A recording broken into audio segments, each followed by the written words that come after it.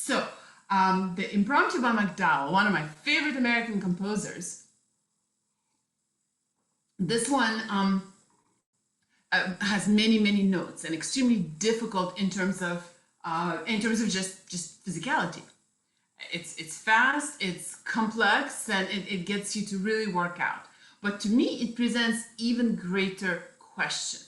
So the way this is laid out, it's clear that MacDowell is trying to teach us or to ask us to show what our romantics call jeu perle, which is like the pearly playing, where your right hand or whatever's doing the runs is representing pearls and everything else is black velvet. It's a beautiful image, this pearls on velvet stuff, right?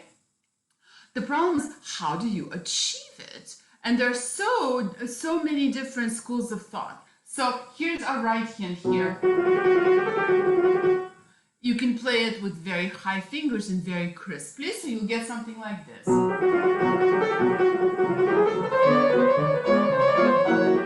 Certainly very fast and very impressive. I hate it. I truly hate it, even though a lot of people play other pieces like that. Like another famous example, my favorite example is this. You can certainly play it with that kind of tinkly sound.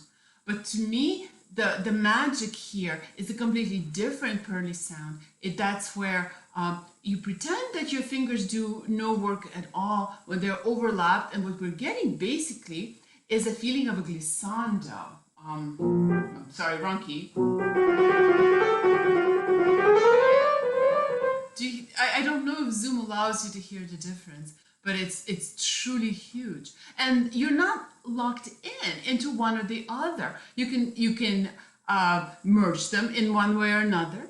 You can go from one to the other depending on where you are in the phrase. You can create a sound that has a very great deal of personality. You can use pedal to help if you're not worried about a pristine antiseptic kind of pedal, which I think doesn't belong here.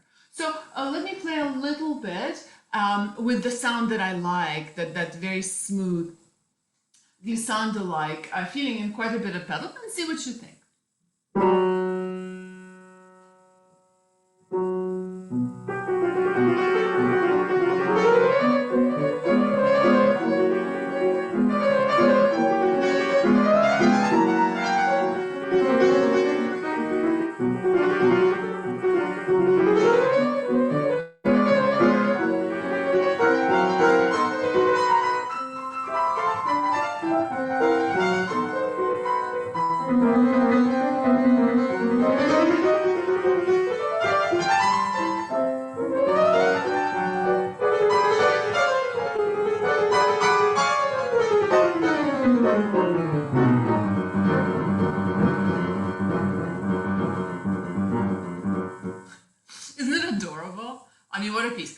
Hard. So once you've chosen your physical approach, then you have to figure out how to practice it. So I always go back to my favorite method of practicing things like that, which is in rhythms. In this case, you have two variants of rhythms. So first 3, 1, 2, 3, 1, and then rhythm number 2.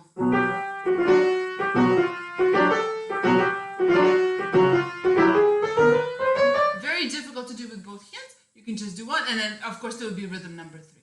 Or you can make the pattern even more complex by doing rhythms of 9,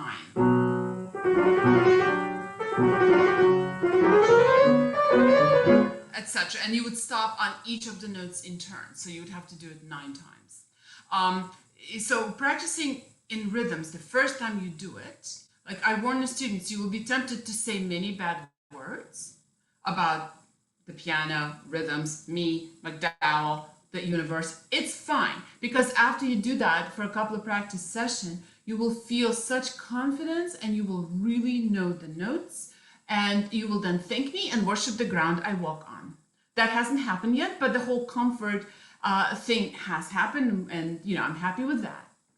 So why do rhythms work? It's because, first of all, to play fast, you have to practice fast, right? Because your motions are completely different. But if you just practice fast, you're going to learn a whole bunch of crap into your pieces. So this way you have a chance to stop, to figure out what the notes are going to be, and then play fast. Then second reason is we get to stop on each note in turn. So if your brain has managed to learn that note kind of approximately, you will have to know it. If you're practicing the rhythms with both hands, then you also learn which left hand or accompaniment note goes with which running note, because usually we play it simply by rhythm and not at all by exact understanding of the coordination. So while difficult and annoying, practicing in rhythms is definitely worth it. The edition that I have has fingering, with which I sometimes agree, sometimes not so much. Some of the left hand stuff simply didn't work for me, and I was wondering, am I senile? Has my hand gotten like dead in my old age, or what has happened? But no, the second I changed the fingering, everything worked. So I'm always insisting on fingering is a good guide, but it must work for you.